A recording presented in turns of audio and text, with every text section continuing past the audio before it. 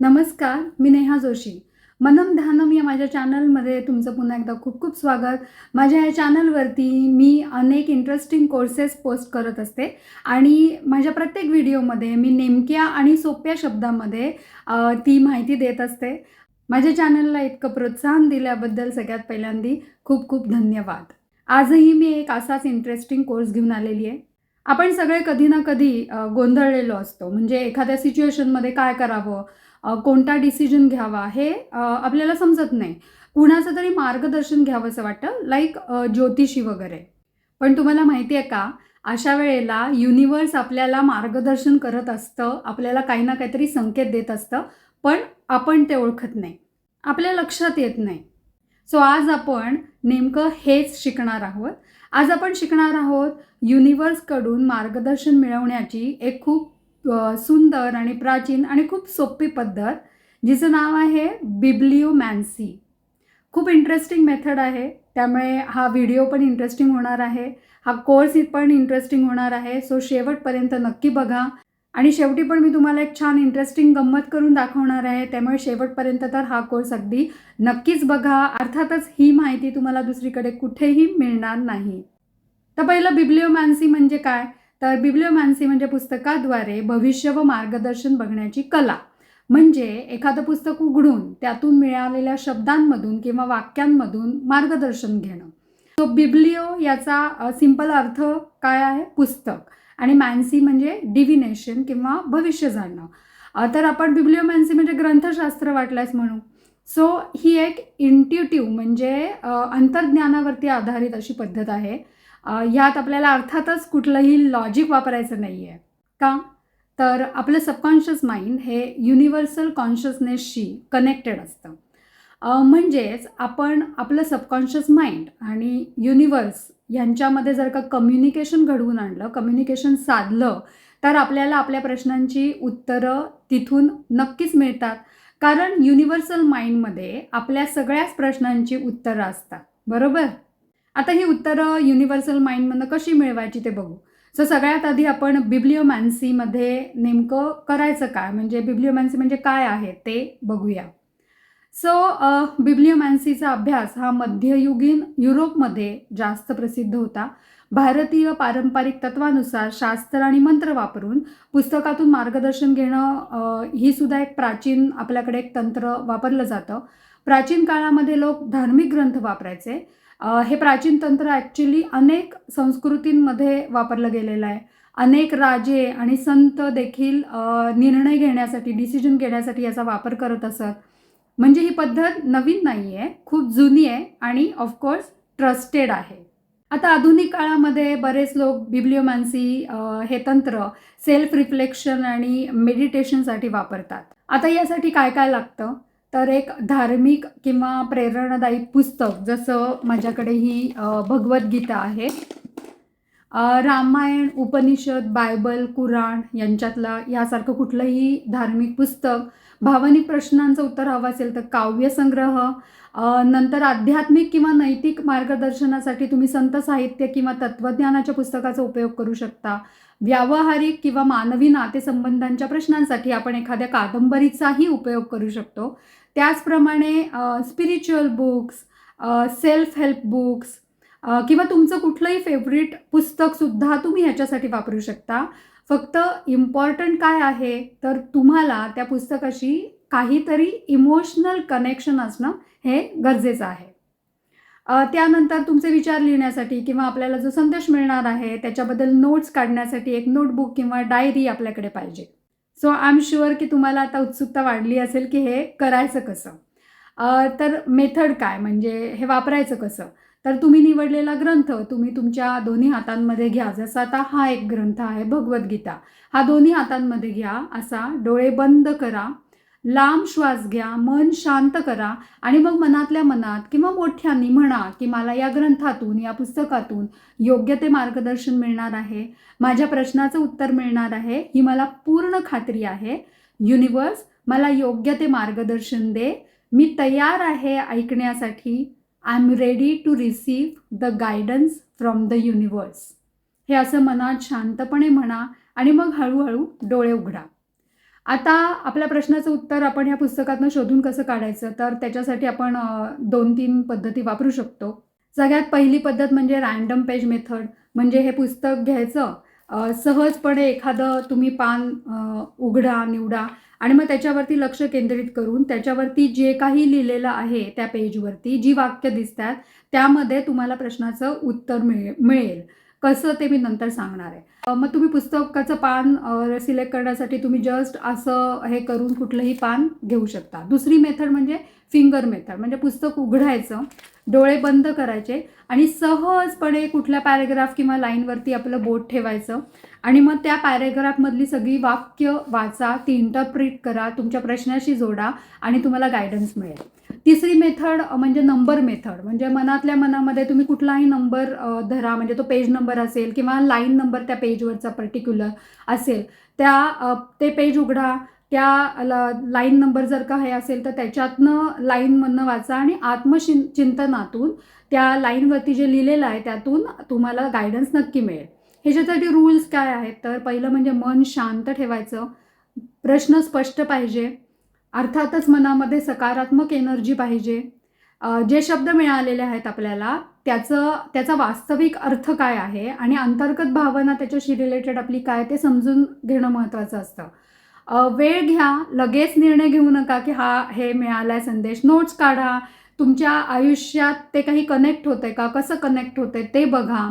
एक गोष्ट लक्षात ठेवणं महत्त्वाचं आहे की हा गायडन्स आहे, हे लिटरल इंटरप्रिटेशन किंवा प्रेडिक्शन नाही आहे. गायडन्स म्हणून हे तुम्ही इंटरप्रिट करा, प्रेडिक्शन म्हणून हे आपल्याला वापरायचं नाही आहे. याच्यातून आपल्याला फक्त गायडन्स म्हणजे मार्गदर्शन घ्यायचं आहे. आता इंटरप्रिटेशन कसं करायचं ते बघूया.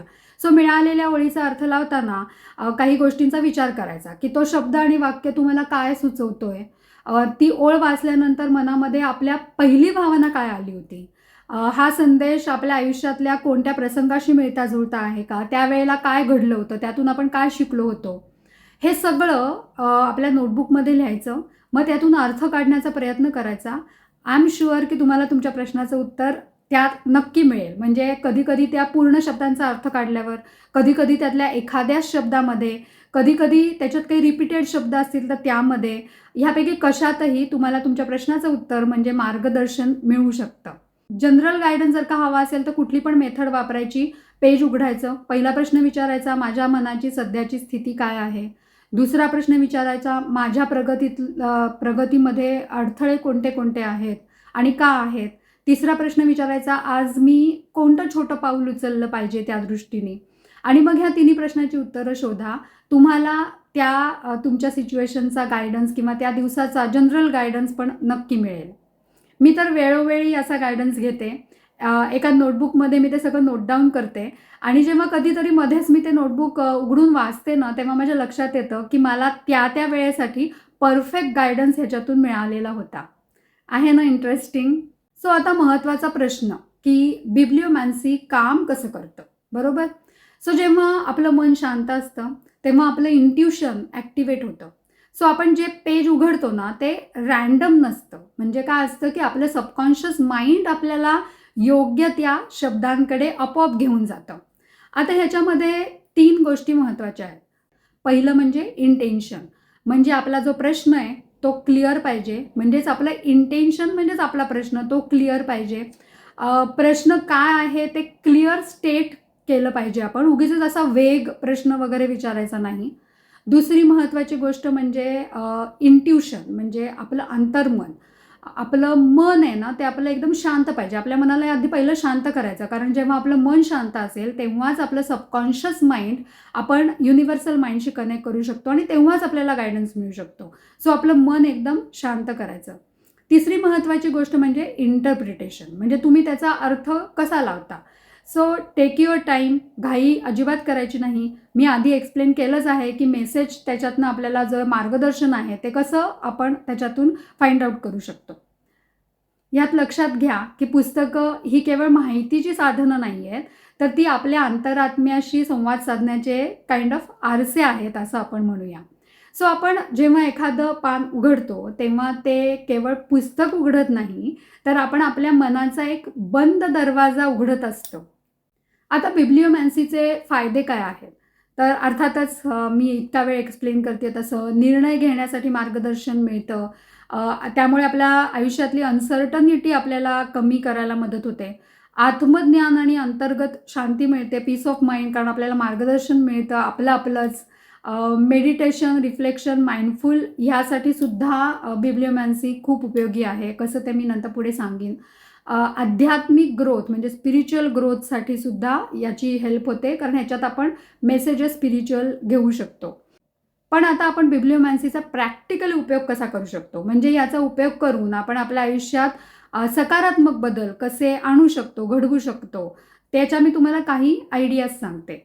सो लाईक पहिला एक म्हणजे मनात प्रश्न ठरवा, पुस्तक उघडा, फॉर एक्झाम्पल भगवद्गीता, मग रँडम पेज उघडा, ते जे वाक्य तुम्हाला बोट ठेवून मिळेल, जी मेथड तुम्ही वापराल ते लिहा, इंटरप्रिट करा मी आधी सांगितल्याप्रमाणे.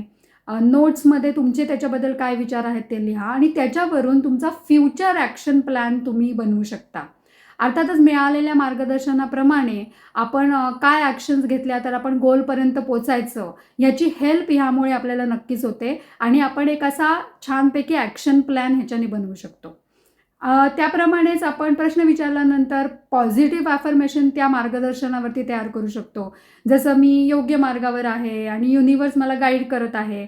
त्यामुळे अर्थातच या ॲफर्मेशन्समुळे, आणि आपण हे मार्गदर्शनावरती मिळालेले ॲफर्मेशन आहे, त्यामुळे आपल्या आयुष्यामध्ये पॉझिटिव्हिटी नक्कीच येते. त्याचप्रमाणे आपण रोज गाईडन्स मिळवू शकतो, म्हणजे दिवसातले एक 5-10 मिनटं रोज ह्याच्यासाठी काढायची. मेसेज मिळवायचा, मार्गदर्शन मिळवायचं, जर्नलमध्ये हे सगळं लिहायचं, इंटरप्रिटेशन लिहित जायचं. त्या दिवसासाठी आपल्याला गायडन्स मिळतो. थोड्या दिवसांनी आपण ते वाचलं तर आपल्याला लक्षात येतं की किती परफेक्ट गायडन्स आपल्याला मिळाला होता. आता बिब्लिओमॅन्सी करताना कॉमन मिस्टेक्स काय होऊ शकतात किंवा ही मेथड काम का करत नाही, तर त्याची आता आपण कारणं बघूया. सो पहिलं महत्त्वाचं आणि मोस्ट कॉमन म्हणजे परत तोच प्रश्न विचारणं. कारण आपल्या मनात डाऊट येतो, राईट?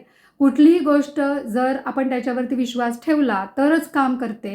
म्हणजे अगदी डॉक्टरांवरती किंवा औषधांवरती विश्वास असेल तरच ती औषधं आपल्याला लागू पडतात. अगदी तसंच या मेथडचं पण आहे. So just trust this process. दुसरं कारण आहे ही मेथड वर्क न करण्याचं, म्हणजे खूप लॉजिकल ॲनालिसिस करणं. आता आपलं लॉजिकल माइंड जर का काम करत असेल तर आपलं कॉन्शियस माइंड सतत जागा असतं आणि मग आपलं सबकॉन्शियस माइंड हे युनिव्हर्सल माइंडशी कनेक्ट होऊ शकत नाही. हे तर मी ह्याच्या आधीच्या खूप व्हिडिओजमध्ये पण सांगितलेलं आहे. त्यामुळे लॉजिकल माइंड थोडंसं बाजूला ठेवायचं, मन शांत करायचं, मगच आपलं सबकॉन्शियस माइंड युनिव्हर्सल माइंडशी कनेक्ट होऊ शकतं आणि मग ही मेथड काम करू शकेल.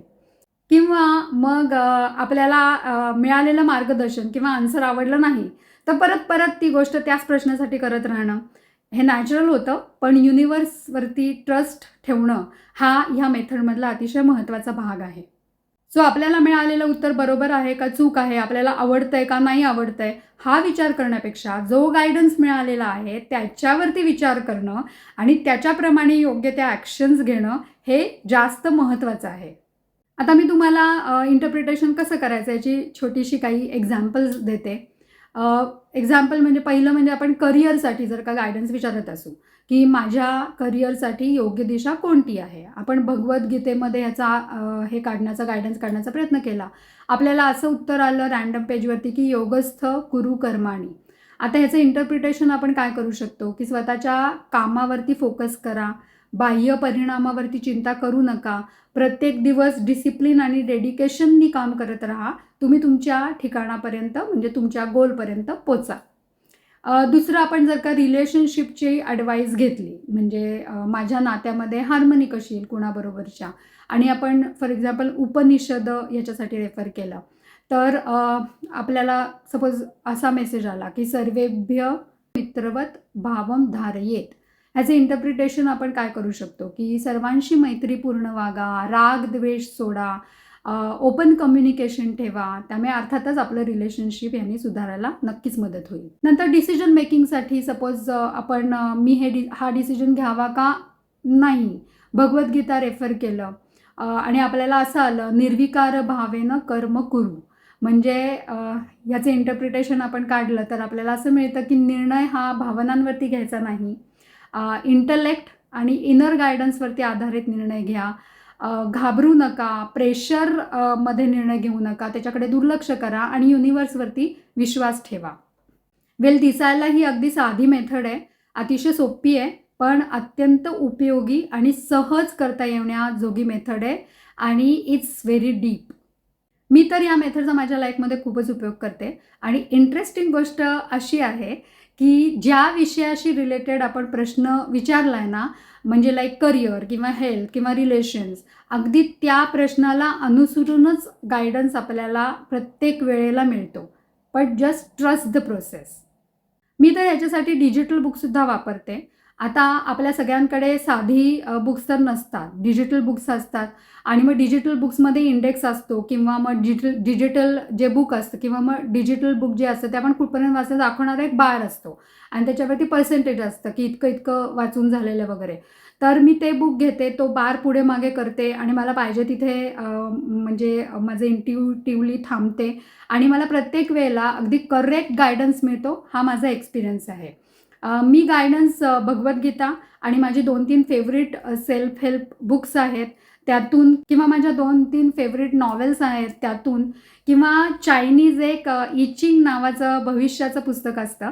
म्हणजे प्राचीन चायनीज भविष्यवाणी किंवा मार्गदर्शन करणारं ते पुस्तक आहे. तुम्हाला जर इंटरेस्ट असेल तर मी आय चिंगवरती सुद्धा एक व्हिडिओ कोर्स नक्की बनवीन. मला कमेंटमध्ये जरूर सांगा. ॲज आय सेड, मी मार्गदर्शन मिळवण्यासाठी भगवद्गीतेचा तर अगदी नेहमीच यूज करते. भगवद्गीतेमधून मी मार्गदर्शन नेहमीच घेते.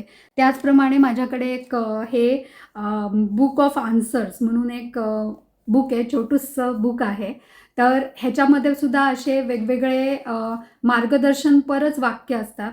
जेव्हा पाहिजे तेव्हा हे म्हणजे पाहिजे ते पेज उघडायचं आणि त्याच्यावरती जे मार्गदर्शन असतं ते तुम्हाला त्या त्या वेळेला परफेक्ट उपयोगी पडतं. सो मी आत्ता तुम्हाला त्याचा एक डेमो करून दाखवणार आहे. सो आता मी हे जे माझं बुक आहे छोटंसं, ह्या बुकला मी आता विचारते की मला माझ्या करिअरसाठी गायडन्स दे. ठीक आहे.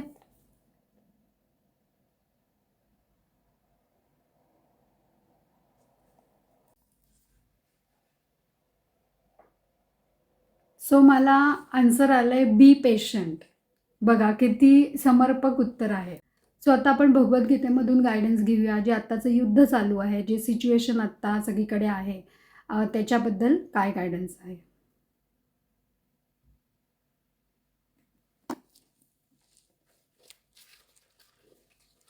आता हा जो श्लोक आहे तो मी वाचून दाखवत नाही, पण माझं ज्या वाक्याकडे लक्ष गेलं तर मनुष्य जेव्हा प्रामाणिक, हितचिंतक, सुहृद, तटस्थ, मध्यस्थ, द्वेषी, मित्र आणि शत्रू, पुण्यवान आणि पापी या सर्वांकडे समबुद्धीने पाहतो तेव्हा तो अधिक प्रगत किंवा विशेष मानला जातो.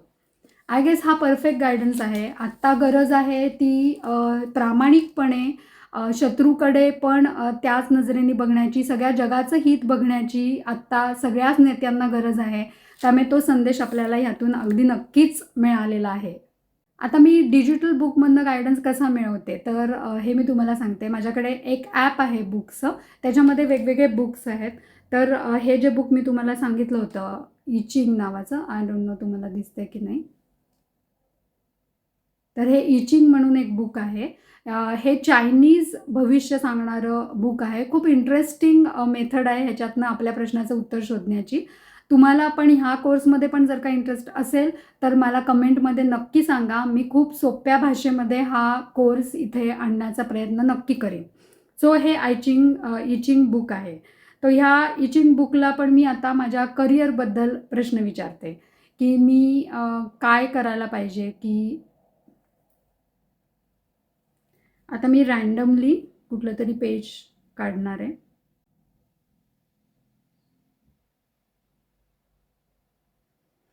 एक मिनिट लोड होत आहे.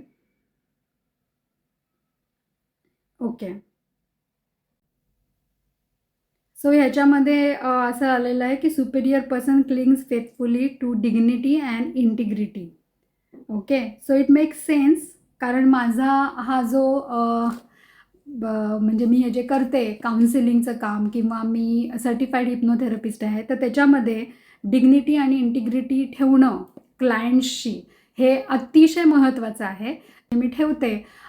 बघा, मी तुम्हाला मगाशी सांगितलं तसं तुमचा जो काही प्रश्न असेल त्या प्रश्नाप्रमाणेच आपल्याला ह्याच्यामध्ये उत्तरं मिळतात. It all makes sense. Of course ह्याच्यामध्ये अजून बरंच काय काय लिहिलेलं आहे.